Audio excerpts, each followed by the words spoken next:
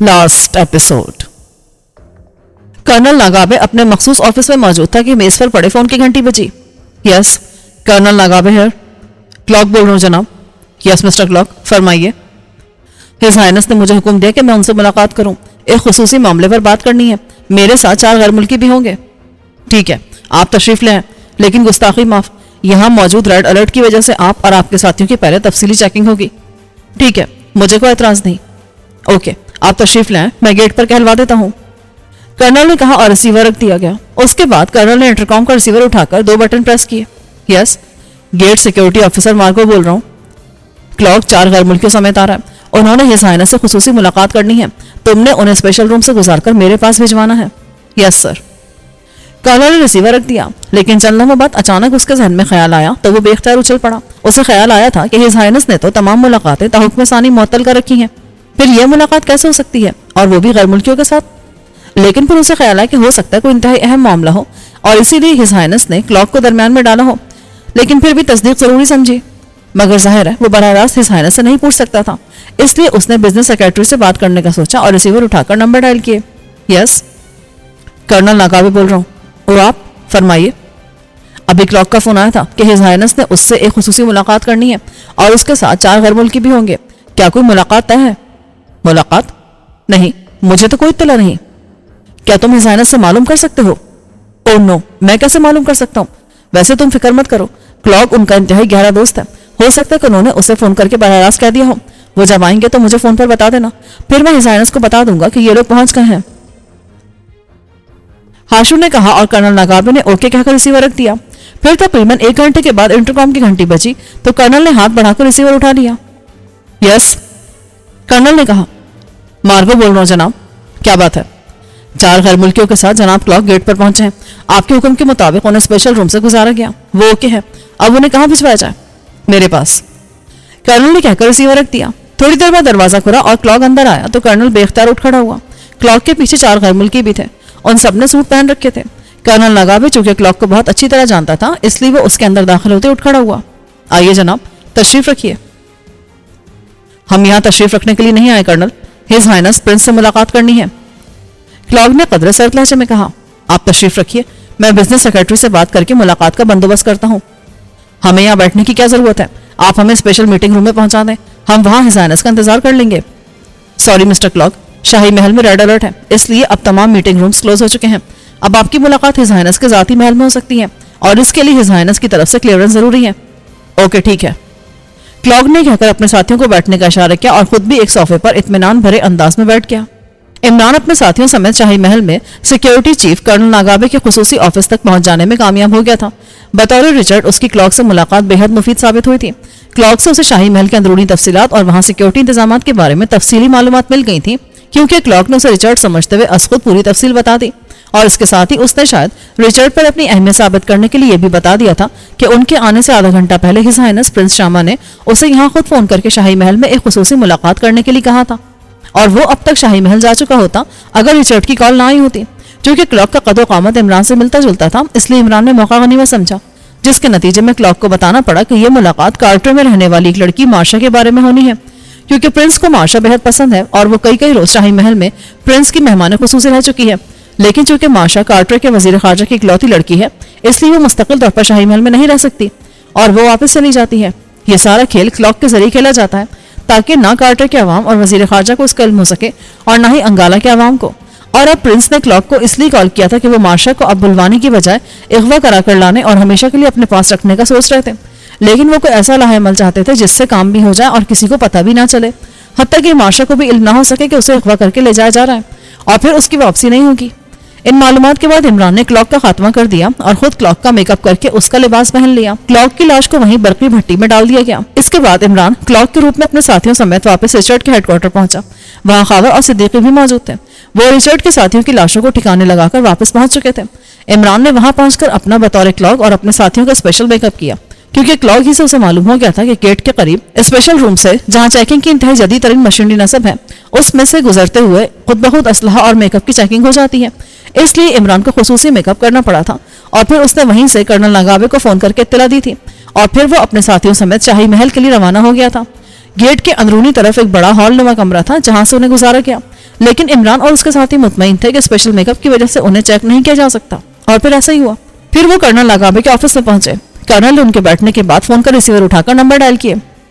Louder کا button بھی press کر دینا کرنل، عمران بولا تو کرنل نے اس بات میں سر ہلا دیا۔ یس، ہاشو بول رہا ہوں۔ رابطہ قائم ہوتی ایک مردانہ آواز سنائی دی، کرنل ناگابے ہیر، جناب کلاک اور ان کے ساتھ 4 غیر ملکی ہز ہائنس سے خصوصی ملاقات کے لیے میرے آفس میں موجود ہیں۔ اوکے، میں ہز ہائنس کی خدمت میں گزارشات پیش کرتا ہوں۔ اس کے ساتھ ہی رابطہ ختم ہو گیا۔ ہز ہائنس نے تحکم ثانی تمام ملاقاتیں منسوخ کر رکھی ہیں جناب۔ پھر یہ ملاقات؟ کرنل نے کہا، شاہی معاملات بے حد پیچیدہ ہوتے ہیں کرنل، آپ ان کے بارے میں کچھ نہیں جانتے۔ تھوڑی دیر بعد فون کی گھنٹی بجی۔ یس کرنل ہیر، ہاشو بول رہا ہوں۔ ہز ہائنس نے حکم دیا ہے کہ جناب کلاک ان سے خود بات کریں۔ دوسری طرف سے کہا کیا؟ او اچھا، میں بات کرا دیتا ہوں۔ کرنل ناگابے نے کرنل دبایا اور ٹون آنے پر ایک نمبر ڈائل کیا۔ یس، غلام ناگابے ہز ہائنس کی خدمت عالیہ میں حاضر ہے۔ ہم تمہیں اجازت دے رہے ہیں کہ کلاک سے ہماری بات کراؤ۔ حکم کی تعمیل ہوگی ہز ہائنس۔ ہیلو، کلاک عرض کر رہا ہوں، ہمیں اطلاع دی گئی کہ تمہارے ساتھ 4 غیر ملکی ہیں، انہیں کیوں لے کر آئے ہو؟ ہز ہائنس، جو کام آپ نے عذرائے عنایت میرے ذمہ لگایا تھا وہ میں نے ہر صورت میں ہز ہائنس کی مرضی اور منشا کے مطابق حل کرنا تھا، اور یہ بھی میری ڈیوٹی تھی کہ اس معاملے میں کسی طرح کوئی جھول باقی نہ رہے، کیونکہ بہرحال یہ ملکی معاملات ہیں۔ اس لیے میں نے پلان مکمل کیا، اور اب میں ان 4 آدمیوں کو جو ہر طرح سے ذمہ دار افراد ہیں اور ان کی گارنٹی دے رہا ہوں، اس لیے ان کو ساتھ لے کر آیا ہوں کہ ہز ہائنس ان سے تمام معاملات ڈسکس کر کے پوری طرح مطمئن ہو جائیں۔ کرنل ناگابے کو حکم دو کہ ہم سے بات کرے۔ عمران نے ریسیور کرنل کی طرف بڑھا دیا۔ غلام حاضر ہے۔ کلاک اور اس کے ساتھیوں کی چیکنگ کی ہے؟ جی ہاں، ہر لحاظ سے وہ کلیئر ہیں۔ انہیں خود ساتھ لے کر ہمارے اسپیشل روم میں پہنچا دو، اور تم نے اور تمہارے ساتھیوں نے ملاقات کے دوران اسپیشل روم کے باہر رہنا ہے۔ ہم کسی بھی وقت تمہیں کال کر سکتے ہیں۔ غلام حکم کی تعمیل کرے گا ہز ہائنس۔ اس کے ساتھ ہی رابطہ ختم ہو گیا۔ آئیے جناب میرے ساتھ۔ پھر وہ سب کرنل کی رہنمائی میں شاہی محل کے مختلف حصوں سے گزر کر ایک دروازے پر پہنچے۔ تشریف لے جائیے، یہ اسپیشل روم ہے۔ عمران سر ہلاتا ہوا آگے بڑھا اور اندر داخل ہو گیا۔ اس کے پیچھے اس کے ساتھی بھی اندر آ گئے۔ یہ کافی بڑا کمرہ تھا جسے واقعی شاہی انداز میں سجایا گیا تھا۔ ایک طرف بڑی اونچی نشست کی کرسی موجود تھی جس پر انگالہ کا شاہی نشان بنا تھا، جبکہ اس کے سامنے ایک میز تھی جس کی دوسری طرف عام سی کرسیاں رکھی تھیں۔ سائیڈوں پر صوفے تھے۔ عمران اپنے ساتھیوں سمیت صوفے پر بیٹھ گیا۔ چند لمحوں بعد اسپیشل روم کی چھت سے اچانک تیز روشنی ہوئی اور پھر غائب ہو گئی۔ عمران کے لبوں پر مسکراہٹ تیرنے لگی۔ وہ سمجھ گیا تھا کہ انہیں یہاں بھی باقاعدہ ریس کی مدد سے چیک کیا جا رہا ہے، لیکن وہ مطمئن تھا کیونکہ دنیا بھر میں ریس کی مدد سے میک اپ چیک کرنے کے لیے جو ایجادات ہیں اور ان سے بچنے کے لیے ہی اس نے یہ خصوصی میک اپ کیا تھا۔ تقریباً 10 منٹ بعد اندرونی دروازہ کھلا اور ایک نوجوان لڑکی اندر آئی۔ اس کے ہاتھ میں ایک فائل تھی۔ Hello clock. ہیلو، عمران نے مسکراتے ہوئے کہا۔ پرنس ابھی آ رہے ہیں، لڑکی نے کہا، اور پھر فائل میز کی دراز میں رکھ کر مڑی اور اس دروازے سے باہر چلی گئی۔ تقریباً 5 منٹ بعد اچانک چھت سے ایک بار پھر تیز روشنی کا جھماکہ ہوا، اور اس بار عمران کو ایک لمحے کے لیے یوں محسوس ہوا جیسے اس کی کھوپڑی کے اندر اچانک سورج پوری آب و تاب سے طلوع ہو گیا ہو، لیکن دوسرے لمحے ہر چیز نارمل ہو گئی۔ مگر اس کے ساتھ ہی عمران بے اختیار چونک پڑا، کیونکہ دوسرے لمحے جب اس کے حواس بحال ہوئے تو اس نے دیکھا کہ وہ پرنس کے اسپیشل روم کے بجائے ایک ہال نما کمرے میں موجود ہے۔ وہ ایک کرسی پر بیٹھا تھا اور اس کا جسم رسیوں سے بندھا ہوا تھا۔ اس کے ذہن میں حیرت کی وجہ سے دھماکے ہونے لگے۔ اسے سمجھ نہیں آ رہی تھی کہ یہ سب کیا ہوا ہے۔ ابھی تک تو اس کا یہی خیال تھا کہ ایک لمحے کے لیے اس کا ذہن تیز روشنی کی وجہ سے معاف ہوا ہے، لیکن یہاں تو دنیا ہی بدل گئی تھی۔ اس نے گردن گھمائی تو بے اختیار ایک طویل سانس لیا، کیونکہ اس کے دونوں اطراف میں اس کے ساتھی بھی کرسیوں پر اسی طرح بندھے بیٹھے تھے، لیکن ان کی گردنیں ڈھلکی ہوئی تھیں۔ ہال کمرہ کو تہخانہ دکھائی دے رہا تھا۔ ایک طرف دیوار کے ساتھ بڑے بڑے خنجر لٹکے تھے، جبکہ دیوار کے ساتھ کئی قسم کے کوڑے بھی رکھے ہوئے تھے۔ سائڈز پر 2 بڑی بڑی کرسیاں موجود تھیں، لیکن ہال خالی تھا۔ عمران فوراً سمجھ گیا کہ اس بار ریس سے انہیں بے ہوش اور پھر اس اسپیشل روم سے یہاں لا کر انہیں باندھا گیا ہے، اور ظاہر ہے وہ اپنی ذہنی مشقوں کی وجہ سے ہوش میں آ گیا۔ لیکن ایسا کیوں ہوا اور کیسے ہوا؟ اگر ان کی اصلیت کا علم پرنس کو ہو گیا تھا تو انہیں ہلاک کیوں نہیں کیا گیا؟ لیکن ظاہر ہے یہاں اس کے سوالوں کا جواب دینے والا کوئی نہ تھا۔ اس نے سب کچھ ذہن سے جھٹک کر رسیوں کا جائزہ لینا شروع کیا، اور تھوڑے سے تردد کے بعد گانٹ تلاش کرنے میں کامیاب ہو گیا۔ اس کے دونوں ہاتھ اس کے جسم کے ساتھ ہی باندھے گئے تھے، لیکن اس کی انگلیاں کام کر رہی تھیں، اور رسیاں باندھنے والوں نے انہیں عام انداز میں باندھا تھا، اس لیے اس کی انگلیاں آسانی سے گانٹ تک پہنچ گئیں، اور چند لمحوں بعد وہ گانٹ کھولنے میں کامیاب ہو گیا۔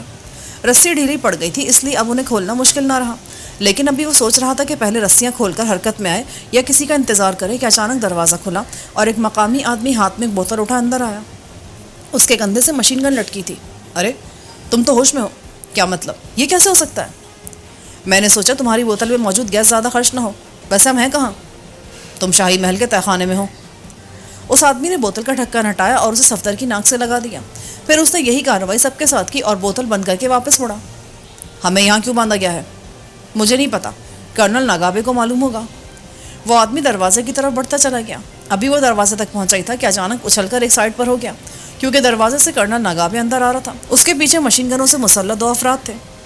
یہ آدمی پہلے سے ہوش میں تھا کرنل، کوئی بات نہیں، اب یہ دوبارہ ہوش میں نہیں آ سکے گا، ناگابے نے کہا اور آگے بڑھ کر ایک کرسی پر بیٹھ گیا۔ عمران کے تمام ساتھی اس دوران میں ہوش میں آ چکے تھے۔ یہ کیا ہے کرنل ناگابے؟ عمران نے گلوک کے لہجے اور آواز میں کہا تو کرنل بے اختیار ہنس پڑا۔ مجھے حیرت ہے کہ تمہاری آواز، لہجہ اور میک اپ اسپیشل روم میں چیک نہ ہو سکا، لیکن ہز ہائنس کے خصوصی اسپیشل روم میں موجود کمپیوٹر نے اسے چیک کر لیا کہ تم نقلی آدمی ہو۔ کیا مطلب؟ یہ تم کیا کہہ رہے ہو؟ تم نے اب ہلاک تو ہو ہی جانا ہے، اس لیے میں تمہیں تفصیل بتا دیتا ہوں۔ پہلے یہ بتا دوں کہ ہمیں معلوم ہو چکا ہے کہ اصل کلاک ہلاک ہو چکا ہے۔ بہرحال جب تم رائل پیلس پہنچے تو اسپیشل روم سے تمہیں گزارا گیا، لیکن وہاں تمہارا میک اپ چیک نہ ہو سکا، تمہارے پاس اسلحہ بھی نہیں تھا، اس لیے تمہیں ہز ہائنس کے اسپیشل روم میں پہنچا دیا گیا۔ لیکن پرنس بے حد وہمی آدمی ہے، انہوں نے تمہیں اپنی مشینری کے ذریعے چیک کیا، لیکن تمہارا میک اپ چیک نہ ہوا تو انہوں نے تمہاری آواز چیک کرنے کا فیصلہ کیا۔ ان کے پاس انتہائی جدید وائس چیکنگ کمپیوٹر موجود ہے جس میں کلاک کی آواز فیڈ تھی، اس لیے انہوں نے اپنی پرائیویٹ سیکرٹری کو اسپیشل روم میں بھیجا جس نے تمہیں ہیلو کہا، اور تم نے بھی جواب میں ہیلو کہا۔ تمہارے یہ لفظ بولتے ہی وائس چیکنگ کمپیوٹر نے بتا دیا کہ تم اصلی کلاک نہیں ہو، جس پر تمہیں اور تمہارے ساتھیوں کو بے ہوش کر کے یہاں لا کر باندھ دیا گیا۔ پھر ہم نے ہز ہائنس کے حکم پر کلاک کو تلاش کیا تو پتہ چلا کہ وہ غائب ہے۔ ان کے خصوصی آفس میں موجود خون کے دھبے بھی چیک کرائے گئے اور ان کی مخصوص نظر کی اینک بھی اس کی میز پر پڑی تھی۔ اس اینک کے بغیر کلاک چل پھر ہی نہیں سکتا، جس سے یہ بات ثابت ہو گئی کہ کلاک کو ہلاک کر دیا گیا ہے۔ چنانچہ اس کے بعد یہ بات طے ہو گئی کہ تمہارا تعلق یقیناً پاک ایشیا سے ہے۔ اسرائیلی ایجنٹ بھی غائب ہو چکے ہیں اور اب یہ بات بھی طے ہے کہ تم نے اسرائیلی ایجنٹوں کو بھی خاتمہ کر دیا ہے۔ اب تمہیں یہاں اس لیے ہوش میں لایا گیا ہے کہ تم تفصیل سے سب کچھ بتا دو کہ اسرائیلی ایجنٹس کو تم نے کب اور کیسے ہلاک کیا اور کلاک کا کیا ہوا۔ پرنس شاما اس وقت کہاں ہے؟ محل میں۔ اور کہاں جانا انہوں نے؟ کیا تم میری ان سے بات کرا سکتے ہو؟ وجہ؟ اس لیے کہ میں ہز ہائنس کو بتانا چاہتا ہوں کہ جو کچھ انہوں نے سمجھا ہے وہ غلط ہے، میں ہی کلاک ہوں۔ تمہاری آواز نے تمہارا بھانڈا پھوڑ دیا، ورنہ حقیقت ہے کہ ہمارے میک اپ واشر بھی تمہارا میک اپ اب تک چیک نہیں کر سکے، اس لیے انہیں کچھ بتانے کی ضرورت نہیں ہے۔ تم یہاں اس لیے آئے ہو کہ ہمیں ہلاک کر دو؟ ہاں، ہمیں ہز ہائنس نے یہی حکم دیا ہے کہ تم سے تفصیلات معلوم کر کے تمہیں ہلاک کر دیا جائے۔ اگر تم از خود نہ بتاؤ تو تمہاری کھال ادھیڑ دی جائے، تمہاری ہڈیاں توڑ دی جائیں۔ جب تم نے ہمیں مارنا ہی ہے تو پھر تفصیلات کیوں بتائی جائیں تمہیں؟ نہ بتاؤ، ہم خود معلوم کر لیں گے۔ راشو؟ یس کرنل۔ کوڑا اٹھاؤ اور اس آدمی کی کھال ادھیڑ دو۔ یس کرنل۔ اس آدمی نے کہا اور اس طرف کو بڑھ گیا جہاں مختلف قسم کے کوڑے رکھے تھے۔ عمران نے اس انداز میں حرکت کی جیسے وہ کوڑے کے خوف سے حرکت کر رہا ہو، لیکن اس کے اس انداز میں حرکت کرنے سے پہلے ہی ڈھیلی پڑی ہوئی رسیاں اور زیادہ ڈھیلی پڑ گئیں اور اب عمران کی طرف سے مزید حرکت کرتی وہ سب کھل کر نیچے گر سکتی تھیں۔ رک جاؤ، رک جاؤ، میں بتاتا ہوں، رکو، عمران نے خوفزدہ انداز میں کہا۔ وہیں رک جاؤ، جیسے ہی میں کہوں ان پر کوڑوں کی بارش کر دینا۔ یس کرنل۔ اس آدمی نے کہا اور سائڈ پر رک گیا، لیکن اس کے حرکت میں آتے ہی عمران یک لخت ایک جھٹکے سے اٹھ کھڑا ہوا۔ اس کے اس انداز میں اٹھتے ہی اس کے جسم کے گرد موجود رسیاں خود بخود ڈھیلی ہو کر نیچے گریں اور پھر اس سے پہلے کہ کوئی سمجھتا عمران بجلی کی سی تیزی سے آگے بڑھا۔ دوسرے لمحے وہ آدمی فضا میں اڑتا ہوا سیدھا کرسی پر بیٹھے کرنل سے ایک دھماکے سے ٹکرایا اور کرنل چیختا ہوا کرسی سمیت نیچے گرا ہی تھا کہ عمران اچھل کر آگے بڑھا۔ دوسرے لمحے اس کے ہاتھ میں مشین گن پہنچ چکی تھی جو اس آدمی کے کندھے سے لٹک رہی تھی۔ جب عمران نے اسے مخصوص انداز میں اٹھا کر کرنل پر پھینکا تھا، اس انداز کی وجہ سے مشین گن اس کے کندھے سے نیچے گر گئی تھی جسے عمران نے اچک لیا۔ پھر اس سے پہلے کہ کوئی سنبھلتا عمران نے ٹریگر دبا دیا۔ نیچے گر کر کراہتا ہوا وہ آدمی جسے عمران نے اچھالا تھا گولیوں کی زد میں آ کر ہلاک ہو گیا۔ عمران اس دوران میں اچھل کر آگے بڑھا اور اس نے اٹھتے ہوئے کرنل کی کن پٹی پر پوری قوت سے لات رسید کی۔ کرنل چیخ مار کر نیچے گرا ہی تھا کہ عمران نے مشین گن کو اچھال کر نال سے پکڑا اور دوسرے لمحے مشین گن کا بھاری دستہ اس کے سر پر خاصی قوت سے پڑا۔ کرنل کے حلق سے گھٹی گھٹی چیخ نکل گئی اور اس کا جسم ڈھیلا پڑتا چلا گیا۔ عمران تیزی سے آگے بڑھا، اس نے سب سے پہلے دروازے کو اندر سے لاک کیا، پھر واپس مڑ کر اپنے ساتھیوں کی طرف بڑھا۔ تھوڑی دیر بعد وہ سب رسیوں سے آزاد ہو چکے تھے۔ اسے اٹھا کر کرسی پر ڈالو اور رسی سے باندھو۔ اب اس سے میں اس شاہی محل کے بارے میں پوری تفصیلات معلوم کرنا چاہتا ہوں۔ لیکن عمران صاحب، یہ تو شاہی محل ہے، یہاں بے شمار افراد ہوں گے، ہم کس طرح اس پرنس کا مقابلہ کریں گے؟ صفدر نے حیرت سے کہا۔ ہاں، تمہاری بات ٹھیک ہے، لیکن نائٹ کلبوں کی طرح یہاں بھی لازماً ایسے خفیہ راستے ہوں گے جن کے ذریعے ہم کسی کی نظروں میں آئے بغیر پرنس تک پہنچ سکتے ہیں۔ صفدر نے اس بات میں سر ہلا دیا۔ پھر تھوڑی دیر بعد عمران کی ہدایت پر عمل کیا گیا اور کرنل کو کرسی پر بٹھا کر رسیوں سے اچھی طرح باندھ دیا گیا۔ صفدر نے دونوں ہاتھوں سے اس کا ناک اور منہ بند کر دیا۔ چند لمحے بعد جب کرنل کے جسم میں حرکت کے آثار نمودار ہوئے تو صفدر نے ہاتھ پیچھے کر لیے۔ اب یہ کوڑا لے کر کھڑے ہو جاؤ، یہ افریقی خاصے سخت عمران نے کہا تو صفدر نے اس بات میں سر ہلایا اور کوڑا لے کر کرنل کے قریب کھڑا ہو گیا، جبکہ عمران کے باقی ساتھی ادھر ادھر موجود تھے۔ چند لمحوں بعد کرنل نے کرہاتے ہوئے آنکھیں کھول دیں۔ یہ کیا مطلب؟ تم تو بندھے ہوئے تھے۔ اب تم بندھے ہو کرنل، اس لیے اگر ہماری طرح تم رسیوں سے آزاد ہونا چاہتے ہو تو ہمیں کوئی اعتراض نہیں ہوگا۔ مگر میں کیسے آزاد ہو سکتا ہوں؟ تم تو شاید جادوگر ہو۔ کرنل ناگابے، تم یہاں کے چیف سیکیورٹی آفیسر ہو، ایم آئی رائٹ؟ عمران نے سنجیدہ لہجے میں کہا، ہاں۔ کتنے عرصے سے یہاں پر ہو؟ 18 سال پہلے میں اسسٹنٹ تھا، اب چیف ہوں۔ پرنس شاما کی عمر کیا ہے؟ کیوں؟ تم کیوں پوچھ رہے ہو؟ کرنل ناگابے نے ایک سوال کیا ہے، اس لیے ایک کوڑا۔ عمران نے صفدر کی طرف دیکھا۔ دوسرے لمحے شراب کی آواز کے ساتھ کرنل ناگابے کے حلق سے نکلنے والی چیخ سے کمرہ گونج اٹھا۔ اب اگر سوال کیا تو میرے اس آدمی کا ہاتھ نہیں رکے گا۔ 40 سال؟ اس کا مطلب ہے جب تم یہاں آئے 18 سال قبل تو اس وقت پرنس کی عمر 22 سال ہوگی۔ تمہاری بھی عمر یقیناً اتنی ہے۔ ہاں، پرنس اس عمر میں بھی لڑکیوں کا شائدہ ہے، اور مجھے معلوم ہے کہ نہ جانے کہاں کہاں سے لڑکیاں اس تک پہنچائی جاتی تھیں۔ یہ کام کلاک کرتا تھا۔ کارٹر کی جس مس مارشا کے حوالے سے کلاک یہاں بات کرنے آیا تھا وہ پرنس کو بےحد پسند ہے، کیونکہ اس کا حسن افریقی نہیں بلکہ مشرقی ہے۔ ہاں، تم درست کہہ رہے ہو۔ اب تم یہ بتا دو کہ ہم جہاں موجود ہیں یہاں سے پرنس شاما تک پہنچنے کا خفیہ راستہ کہاں ہے؟ ایسا راستہ جس میں کوئی رکاوٹ نہ ہو۔ ایسا کوئی راستہ نہیں ہے۔ تمہارا ہاتھ نہیں رکنا چاہیے مارشل، عمران نے سرد لہجے میں کہا تو صفدر کا بازو بجلی کی سی تیزی سے حرکت میں آیا اور کمرہ شڑاب اور کرنل کے حلق سے نکلنے والی کربناک چیخوں سے گونجنے لگا۔ رکو رکو، بتاتا ہوں میں، کرنل نے کہا تو عمران نے ہاتھ اٹھا دیا۔ پانی؟ پہلے بتاؤ، پھر پانی ملے گا، ورنہ یہ کوڑا نہیں رکے گا۔ کرنل نے رک کر ایسے بتانا شروع کر دیا جیسے وہ لاشعوری طور پر یہ سب کچھ بتا رہا ہوں۔ عمران اس سے سوالات کرتا رہا اور پھر جب اس کی تسلی ہو گئی کہ اب کرنل ناگابے سے مزید کچھ نہیں پوچھا جا سکتا تو وہ صفدر سے مخاطب ہوا۔ اس کی گردن توڑ دو۔ صفدر نے کوڑا پھینکا اور تیزی سے آگے بڑھ کر کھڑی ہتھیلی کی بھرپور ضرب کرنل ناگابے کی گردن پر لگائی۔ کھٹاک کی ہلکی سی آواز کے ساتھ ہی کرنل کے حلق سے گھٹی گھٹی چیخ نکلی۔ اس کے ساتھ ہی اس کا سر دوسری طرف ڈھلک گیا۔ وہ ہلاک ہو گیا تھا۔ انتہائی سخت جان آدمی تھا۔ اس قدر کوڑے کی ضربیں کسی اور کو لگتی تو وہ کب کا مر چکا ہوتا۔ صفدر نے پیچھے ہٹتے ہوئے کہا، ہاں، اسی لیے تو مجھے کوڑے کا استعمال کرانا پڑا، ورنہ میں تو آسانی سے اس کے نتنے بھی کاٹ کر اس سے معلوم کر سکتا تھا۔ لیکن اس کے باوجود یہ آدمی مر تو جاتا مگر کچھ بتاتا نہیں۔ بہرحال اب ہم نے اس پرنس شاما تک پہنچنا ہے اور اسلحہ بھی حاصل کرنا ہے۔ لیکن عمران صاحب، ہمیں باہر بھی تو جانا ہے، یہ کیسے ممکن ہوگا؟ کیپٹن شکیل نے کہا، پرنس شاما خود بتائے گا، چلو آؤ۔ عمران نے کہا تو شکیل نے اس بات میں سر ہلا دیا۔ پرنس شاما بڑی بے چینی کے عالم میں اپنے خصوصی کمرے میں ٹہل رہا تھا۔ اس کے چہرے پر شدید پریشانی کے تاثرات نمایاں تھے، کیونکہ اس نے واقعی وائس چیکنگ کمپیوٹر سے یہ تو چیک کر لیا تھا کہ کلاک کی جگہ کوئی دوسرا بول رہا ہے، لیکن ان آدمیوں کے میک اپ کسی صورت بھی چیک نہیں ہو سکے تھے۔ اچانک انٹرکام کی گھنٹی بجی۔ یس، ہز ہائنس کی خدمت میں سیکیورٹی آفیسر کرنل ناگابے خود حاضری کی اجازت طلب کر رہا ہے۔ پرنس نے چوک کر فون کے اوپر موجود اسکرین کو دیکھا۔ وہاں اوکے کے الفاظ موجود تھے، اس لیے پرنس کے چہرے پر اطمینان کے تاثرات ابھر آئے۔ کیوں؟ اس نے ہمیں فون کیوں نہیں کیا؟ اس کا کہنا ہے زائنس کہ وہ کوئی ایسی بات آپ کے گوش گزار کرنا چاہتا ہے جسے وہ فون پر نہیں بتا سکتا۔ اس کو حکم دو کہ ہم سے فون پر بات کرے۔ غلام عرض کر رہا ہے۔ چند لمحوں بعد کرنل کی انتہائی مؤدبانہ آواز سنائی دی اور پرنس کی نظریں فون اسکرین پر پڑی جہاں اوکے کے الفاظ موجود تھے۔ کیوں حاضر ہونا چاہتے ہو؟ غلام ایک ایسی بات گوش گزار کرنا چاہتا ہے جسے عام نہیں کیا جا سکتا ہے زائنس۔ ان ایجنٹوں کو کیا ہوا؟ انہیں ہلاک کر دیا گیا ہے زائنس۔ ریسیور سیکرٹری کو دو۔ یس زائنس، کیا حکم ہے؟ کرنل اکیلا ہے؟ یس۔ اوکے، بھجوا دو اسے، اسپیشل وے کھولا جا رہا ہے۔ پرنس ریسیور رکھ کر کرسی پر بیٹھ گیا۔ اس کے چہرے پر اطمینان کے تاثرات نمایاں تھے۔ اس نے میز کی دراز کھول کر اس میں سے ایک سوئچ بورڈ نکال کر میز پر رکھا اور پھر یکے بعد دیگرے کئی بٹن پریس کر دیے۔ آخری بٹن پریس ہوتے ہی بورڈ پر موجود چھوٹا سا بلب جل اٹھا۔ وہ سرخ رنگ کا بلب تھا۔ پرنس نے ایک اور بٹن دبایا تو بلب کا رنگ ایک لمحے کے لیے سبز ہوا اور پھر بلب بجھ گیا تو پرنس نے بورڈ اٹھا کر واپس دراز میں ڈالا اور دراز بند کر دی۔ تھوڑی دیر بعد دروازہ کھلا اور پرنس شاما بے اختیار چونک پڑا کیونکہ دروازے پر دستک نہ دی گئی تھی، لیکن دوسرے لمحے پرنس کو یوں لگا جیسے وہ کوئی انہونا منظر دیکھ رہا ہوں۔ دروازے سے کلاک اور اس کے ساتھی اندر داخل ہو رہے تھے۔ کیا مطلب؟ تم؟ پرنس نے انتہائی بوکھلائے ہوئے لہجے میں کہا، لیکن دوسرے لمحے اس کے سر پر ضرب لگی اور اس ضرب سے اس کے ذہن میں دھماکہ سا ہوا۔ اس کا ذہن یکلخت گہری تاریکی میں ڈوبتا چلا گیا۔ عمران اپنے ساتھیوں سمیت اس وقت پرنس شاما کے خصوصی شاہی پورشن میں موجود تھا۔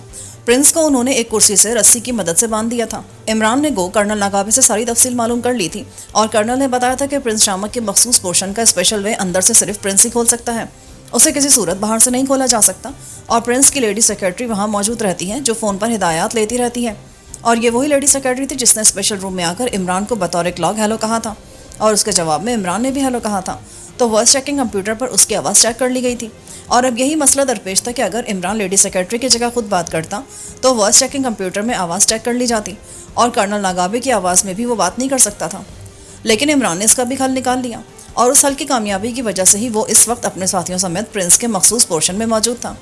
سیکرٹری کو تو عمران نے عورتوں کی مخصوص نفسیات کے تحت اس انداز میں زیر کر لیا تھا کہ اگر وہ عمران کی بات نہ مانتی تو ہمیشہ کے لیے معذور اور بدصورت ہو کر سڑکوں پر گھسیٹتی پھرتی، جبکہ دوسری صورت میں اسے اس قدر دولت مل جاتی کہ وہ کہیں بھی جا کر شہزادیوں کی طرح زندگی گزار سکتی تھی۔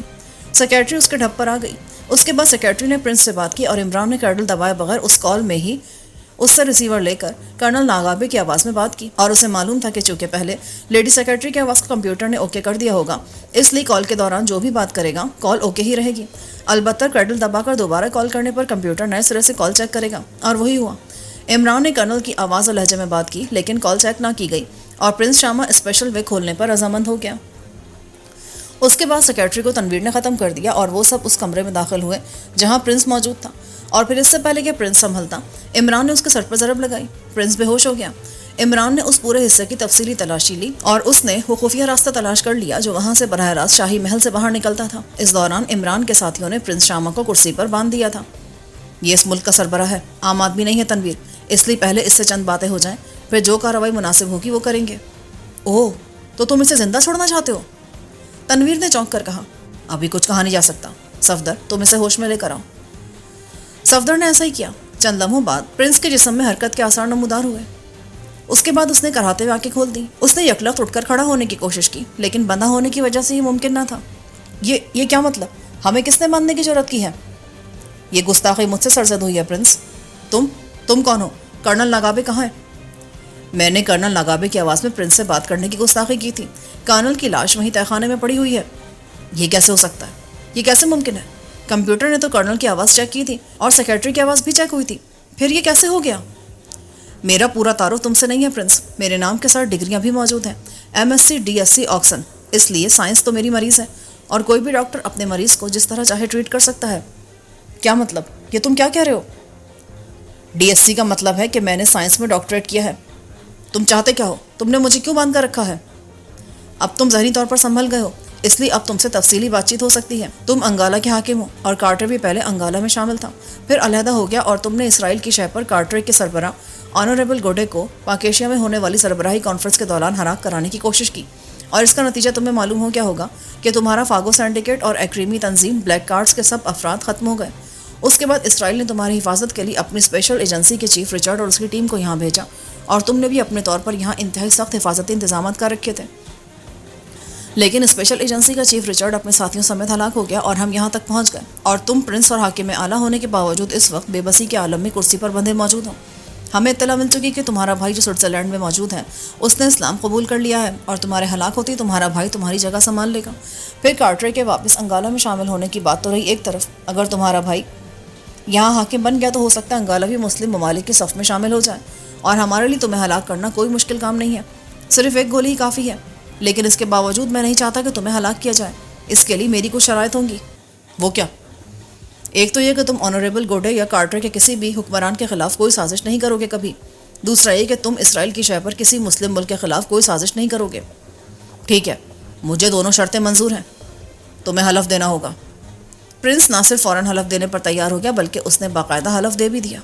اوکے، تم نے اپنی جان بچا لی ہے، لیکن یہ بات سن لو، اگر تم نے ہمارے خلاف کوئی کارروائی کرنے کی کوشش کی یا اپنے حلف کی خلاف ورزی کی، تو پھر چاہے تم پاتال میں بھی کیوں نہ چھپ جاؤ، تمہیں ہلاک کر دیا جائے گا۔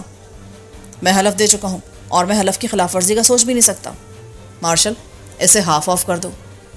صفدر اٹھ کر تیزی سے پرنس کی طرف بڑھا، اور اس سے پہلے کہ پرنس کچھ کہتا، صفدر کا بازو گھوما اور پرنس کے حلق سے چیخ نکل گئی، اس کے ساتھ ہی اس کی گردن ڈھلک گئی۔ اب اس کی رسیاں کھول دو۔ عمران صاحب، اسے زندہ چھوڑنا غلط ہوگا، یہ شخص باز نہیں آئے گا۔ خاور بولا، جو میں کہہ رہا ہوں وہ کرو۔ خاور ہونٹ بھیج کر خاموش ہو گیا۔ تھوڑی دیر بعد پرنس کی رسیاں کھول دی گئیں۔ آؤ، اب ہم یہاں سے روانہ ہو جائیں۔ وہ سب عمران کی رہنمائی میں اس خفیہ راستے سے گزر کر شاہی محل سے کافی دور باہر آ گئے۔ کچھ دیر تک پیدل چلنے کے بعد عمران نے 2 ٹیکسیاں روکی اور اس رہائش گاہ کا پتہ بتا دیا جہاں وہ پہلے رہ رہے تھے۔ थोड़ी देर बाद वो सब उस कोठी में पहुंच चुके थे। सबसे पहले तो मेकअप तब्दील कर लो, फिर बात होगी। थोड़ी देर बाद वो सब पहले मेकअप को वॉश करके नए मेकअप कर चुके थे। अब चाय कौन बनाएगा? इमरान ने मुस्कुराते हुए कहा। मैं बना लाता हूँ, सफदर ने कहा और उठकर बाहर चला गया। इमरान साहब, इस बार तो मेरा जहन भी जवाब दे गया है। आपने आखिर क्या सोचकर ये सब कुछ किया है? शकील ने पूछा तो इमरान बोला, क्या यही प्रिंस शामा से हलफ लेकर उसे जिंदा छोड़ दिया? तो तुम्हारा क्या ख्याल है, मैं क्या करता? हमारा मिशन तो प्रिंस शामा को हलाक करने का था।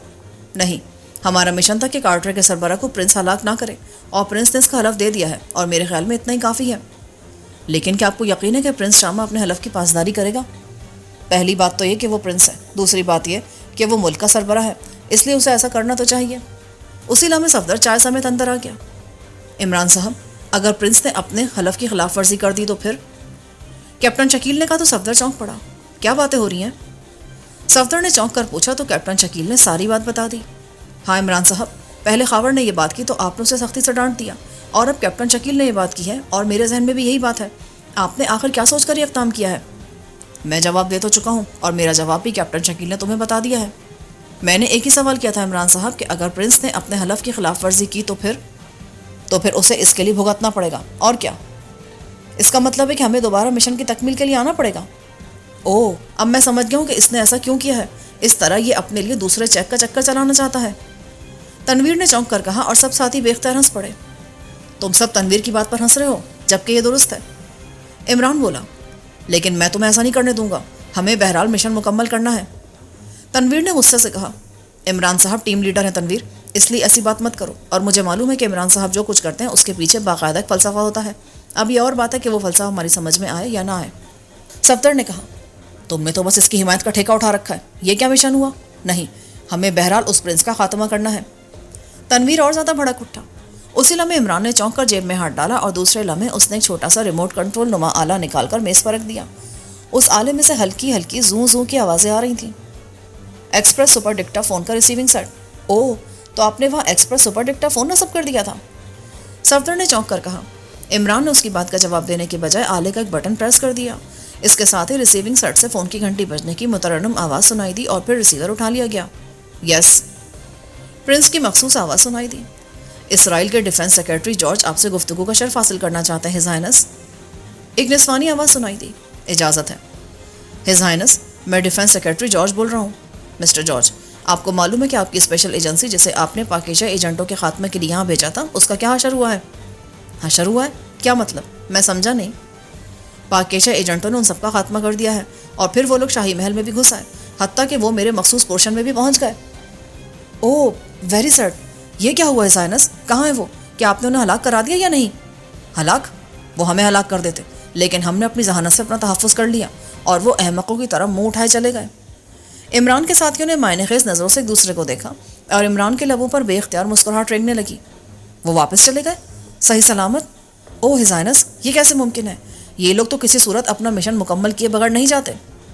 मैंने उन्हें अहमक बनाने के लिए हलफ दे दिया है कि मैं कार्टर के सरबरा गोडे के खिलाफ कोई इक़दाम नहीं करूँगा, और इसराइल की शह पर पाकिस्ता के खिलाफ भी कोई काम नहीं करूँगा, वरना उन्होंने मुझे जो कुछ बताया था वो बेहद हौलनाक था।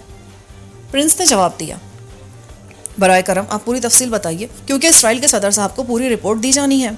दूसरी तरफ से मिन्नत भरे लहजे में कहा गया तो प्रिंस ने इमरान और उसके साथियों के शाही महल में दाखिल होने से लेकर अपने मखसूस हिस्से तक पहुंच जाने की पूरी तफसील बता दी। ओह, फिर तो मुबारक हो आपको कि आपकी जान बच गई और मामला भी रफा दफा हो गया। लेकिन अब आपका आइंदा इक़दाम क्या होगा? वही जो पहले था।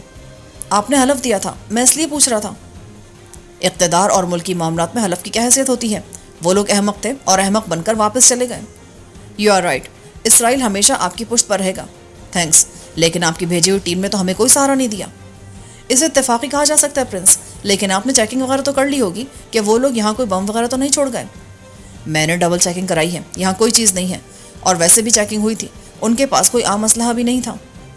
फिर रिसीवर रखे जाने की आवाज़ आई और उसके बाद खामोशी छा गई। अब बताओ, कहाँ गया उसका हलफ जिस पर एतबार करके तुम मुँह उठाए वापस आ गए? तनवीर ने गुस्से से कहा। अब मैं क्या कर सकता हूँ जब एक मुल्क का हाकिम और प्रिंस ही बेईमान हो जाए तो? इमरान ने अफसोस से कहा। इमरान साहब, मुझे यकीन नहीं आ रहा कि आप सिर्फ उसके हलफ की बुनियाद पर बगैर कार्रवाई किए वापस आ सकते हैं। कुछ ना कुछ हुआ ज़रूर है। होना क्या सफदर? वैसे तो ये बहुत अक्लमंद है, लेकिन कभी कभी वाकई अक्ल से पैदल हो जाता है। मुझे कोसने से कोई फ़ायदा नहीं तनवीर, टीवी ऑन कर दो, शायद कोई स्पेशल बुलेटिन आ जाए। सब बेख्तियार चौंक पड़े। Special bulletin? ओह, तो इसका मतलब है कि आप कुछ करके आए हैं? सफदर ने इंतहाई मुसरत भरे लहजे में कहा, भाई मैं तो आप लोगों के साथ रहा हूँ और साथ ही वापस आया हूँ, और तुमने प्रिंस शामा की बात भी सुन ली कि उसने मुकम्मल चेकिंग भी कराई है, तो फिर आपने स्पेशल बुलेटिन की बात क्यों की? इसलिए कि शायद प्रिंस शामा अपने बच जाने की खुशी में जश्न का ऐलान कर दें और जूलिया की अदम मौजूदगी में सही मानों में जश्न मनाने का लुत्फ आ जाए। क्यों तनवीर? सफदर ने उठकर कमरे में मौजूद टीवी का बटन ऑन कर दिया। उस पर मकामी लोक मौसीकी का प्रोग्राम चल रहा था। इमरान साहब, आपने फ़ोन में एक्सप्रेस डिक्टाफोन कब लगाया था? हमें तो पता ही नहीं चला। खावर बोला, जब तुम सब लोग उस सारे एरिया की तलाशी ले रहे थे। काश तुम वहाँ कोई बम भी लगा आते।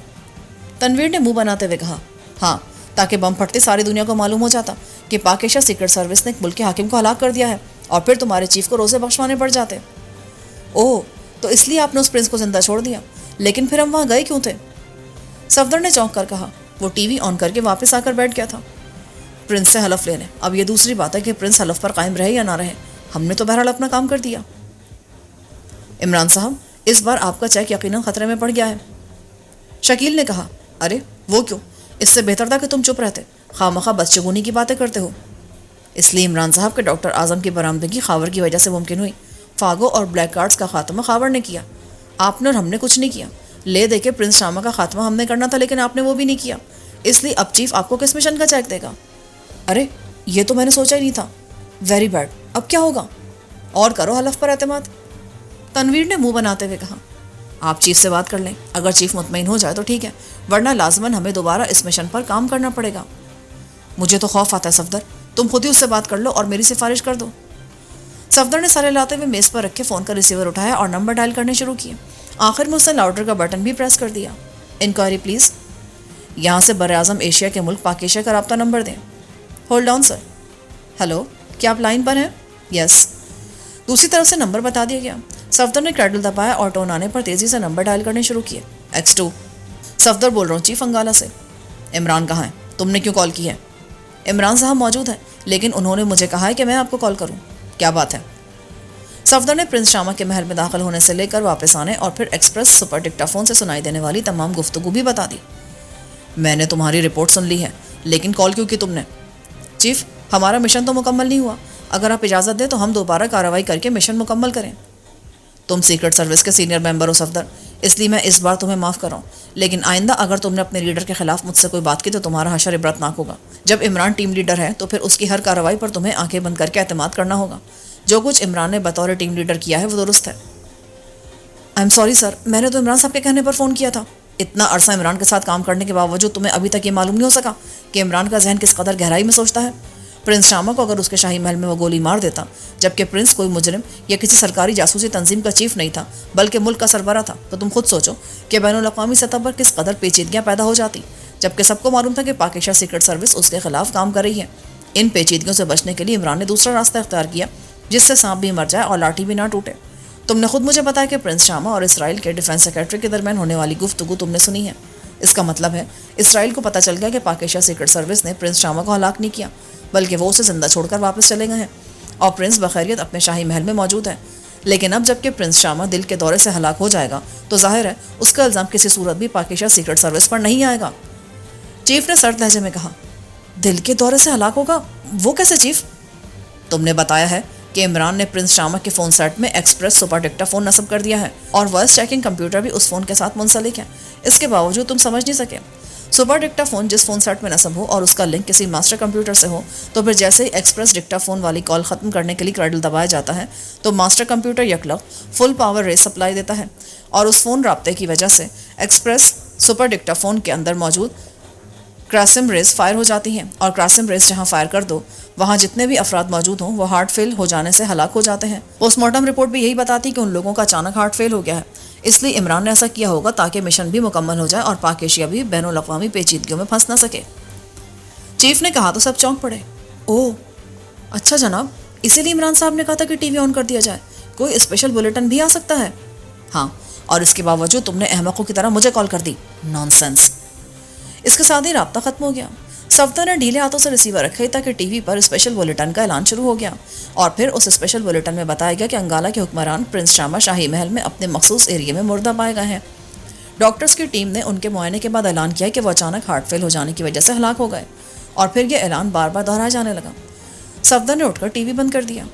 عمران صاحب، اگر آپ پہلے بتا دیتے تو کم سے کم مجھے چیف کے ہاتھوں ذلیل نہیں ہونا پڑتا۔ صفدر نے عمران سے کہا، ہاتھوں کا لفظ تم نے غلط استعمال کیا، باتوں کہتے تو درست تھا۔ دوسری بات ہے کہ تمہیں تو چیف نے سرخاب کا پڑ لگا دیا ہے۔ سینئر ممبر آف پاکیشا سیکرٹ سروس کا خطاب سرخاب کے پڑ سے کم تو نہیں۔ سب بے اختیار ہنس پڑے۔ حیرت ہے، چیف کو بھی ان سائنسی آلات کی ایسی ماہیت کا علم ہے؟ وہ صرف بات سن کر ہی سارے معاملے کو سمجھ گئے۔ خاور نے حیرت سے کہا، ہو سکتا ہے تمہارا چیف ڈی ایس سی کے بجائے ایل ڈی ایس سی ہو۔ عمران نے کہا تو سب بے اختیار چونک پڑے۔ L D S C? وہ کیا ہوتا ہے؟ Lady doctor of science. Oh, اسی لیے وہ نقاب میں رہتا ہے، اور پھر لیڈی ڈاکٹر سے تو کچھ چھپا بھی نہیں رہ سکتا۔ عمران نے کہا تو سب کھلکھلا کر ہنس پڑے، اور عمران دل ہی دل میں ہنس رہا تھا کیونکہ اس نے یہاں پہنچتے ہی واش روم میں جا کر بلیک زیرو کو کال کر کے ساری تفصیل بتا دی تھی۔ اس کے ساتھ ہی اس کہانی کا اختتام ہوتا ہے۔